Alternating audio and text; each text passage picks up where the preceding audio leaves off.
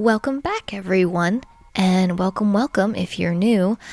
Drawing Miku for my last video has ignited the Vocaloid love in my heart once more, and I just need to do more of them. So today we'll be drawing Rin. Len died again of tuberculosis, so he's not here, but that probably doesn't surprise you. Anyways, let's jump right into it.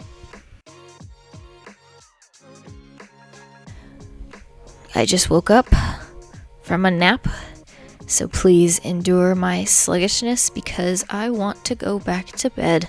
So it's been a minute. It's been a while. I haven't been back in, I haven't posted in like 3 weeks or something like that. Something outrageous like that. And I am sorry for not posting for so long. A lot happened. And by a lot, I mean a lot of inconveniences happened. I moved out, for one thing, so that whole thing will cause a lot of change and push things back. But not only that, I got a new computer, which means I have to set everything up from my old computer. And one of the reasons I had to get a new computer was because my old computer could not handle my editing program. So I literally could not make videos because my computer is just so crusty. I mean, it's hanging on by one hinge. Like I have to carry it around like an old cat whose back you can't twist a certain way, otherwise it'll just die. So that's what state my computer is at right now. So yeah, new computer, which is awesome, but you know what else happened? Not great internet at this place. It's not the best. It's doable, but man, things are very slow. At first I thought I wouldn't be able to make videos on there either because I couldn't log into YouTube, and the browser where I download, my programs was being really slow. So I thought I was done for. But I have found a method. I have found a method that works, and we're back. We are back. So yeah, I should be back to my regular uploading schedule every Friday. I sure hope, because I missed making videos. The nice thing about being delayed for so long on making videos is I now know that I really enjoy making videos. I really like doing this. So yeah, I'll keep doing this. I apologize if you hear any noise in the background because there's a machine out there and it's making beeping noises. Hopefully I didn't capture too much of that. So that's my personal update for you. Back to the painting. Well, for one thing, Rin here. The range of emotions that the twins have in their music is quite staggering. I used to really like, and still do like, the song Sigh, which is just so sad. But then I also liked the song Always Be Happy. So, Rin's not really listening to her own ideals here. Before I did digital art and I was just drawing on paper, one thing I really liked about the Always Be Happy song was the art style. You see how it looks like there's a heart in the eyes? I am a sucker for heart-shaped pupils or hearts in the eyes. So for a long time I put that in my art style. Not so much anymore, but I might do that again because it's really cute. This is the first drawing I've done since being in my new place. So all that means is I haven't drawn in a while. So it was a little rough.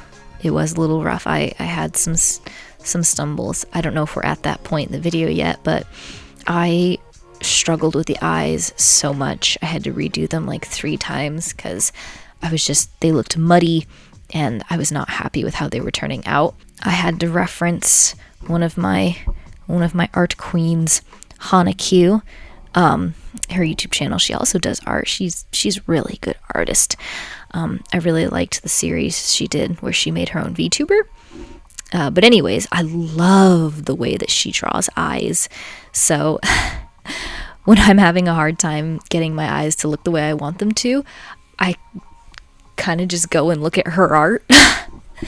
And I know what things I like to do differently, so I'm not trying to copy it exactly, but I do like to copy it pretty closely because I think they're beautiful eyes. So anyways, as Pablo Picasso probably didn't say, but I think it was him, good artists copy, great artists steal. I don't think that's how the quote goes. Whatever. You guys know what I'm talking about. Anyways, yeah, what that means is the rendering stage was a doozy. It was, I wasn't super happy with the hair. I changed the structure a lot of the head itself and like the body proportions because I kept being unhappy with how they were turning out. So I do a lot of shape shifting. I don't know if it'll come across in the video, but definitely on my own I was really shifting things around quite a bit. The structure came out anyway. I like adding the theme of stars and light to my work. I also like adding flowers when I can. For this piece though, I liked the idea of her holding a fallen star, and I think I executed that pretty well. The lighting I do at the end is just a chef's kiss. I will admit it. I think it was pretty good. I need to talk more because this will not be a long enough video if I don't talk more, but that's the end of my script before the outro. And I'm not very good at improv.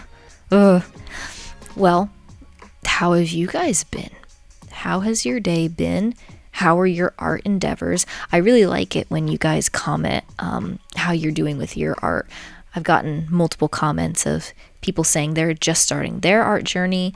Like on my first video where I talk about selling my art, I got lots of comments of people talking about starting their art journey or like asking me questions on how to render, and I really like that. I like seeing, you know, all of us come together and being able to talk with you guys.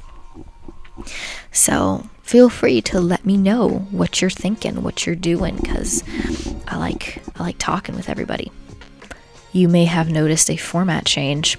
I am now in the corner.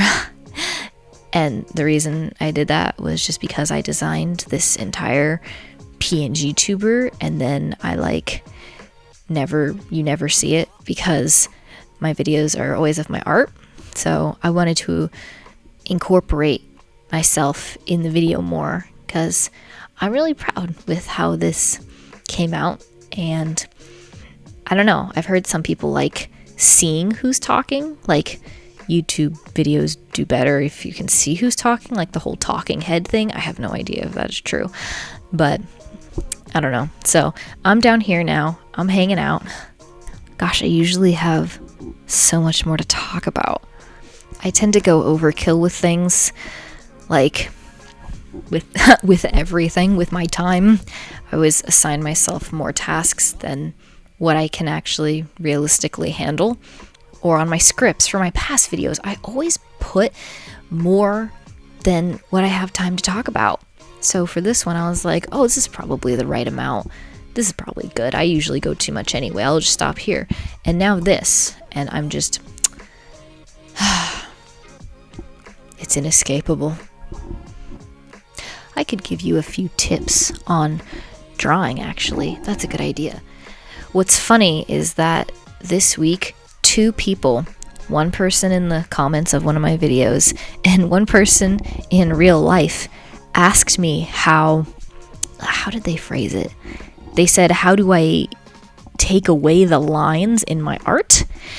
Which, what I assumed that meant was they noticed that my art looks very painterly and not like a cartoon with harsh lines, but there's no lines, it's shapes.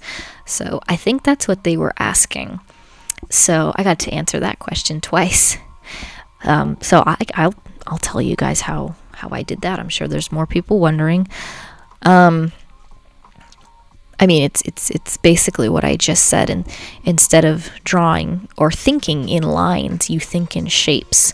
So I start out with a sketch and quote unquote outline to, I just hit the mic. I am so sorry. I hope that didn't just blow anybody's eardrums off. I've never touched this mic before. Anyways, what was I saying? I don't remember. Oh yeah, I start out with lines and I start out with structure, but when I get to the rendering process, instead of thinking of the image in lines, I think about it in shapes. So when I go to shade the nose and, the face and the hair, I think about it as a three-dimensional shape with lighting on certain sides, shadows on the other, rather than thinking of it as a lined image. Does that make sense? I think that makes sense. You can watch me do it, especially when I do the nose and the jawline. I feel like it's really noticeable there, and the mouth and the hair. Actually, I'm not satisfied with how a drawing looks unless it has a three-dimensional quality to it. That's like one of the things I need to be satisfied with a picture. And when I first did the hair, it looked rather 1D, 2D. It was like all pointing in one direction, all flat. So later in the painting, I make strands that are like, they're supposed to look like they're pointing towards the viewer. And that's hard to draw. I don't know if I pulled it off, but I think it does look more three-dimensional than it did before. So yeah, I hope that made sense to people who are wondering how I get rid of the lines in my drawing. So here's the final illustrated piece. I love how it turned out. For an upcoming video in a week or two, I'm going to do something a little different. I want to redesign one of my favorite Vocaloids. Wow, bet you didn't know I was an artist. So if that sounds interesting to you, subscribe so you can see when that comes out. So yeah, thank you so much for watching. Are you kidding me? I've got dishes on the brain. Thank you so much for watching. I'm gonna go watch the dishes now. Bye-bye.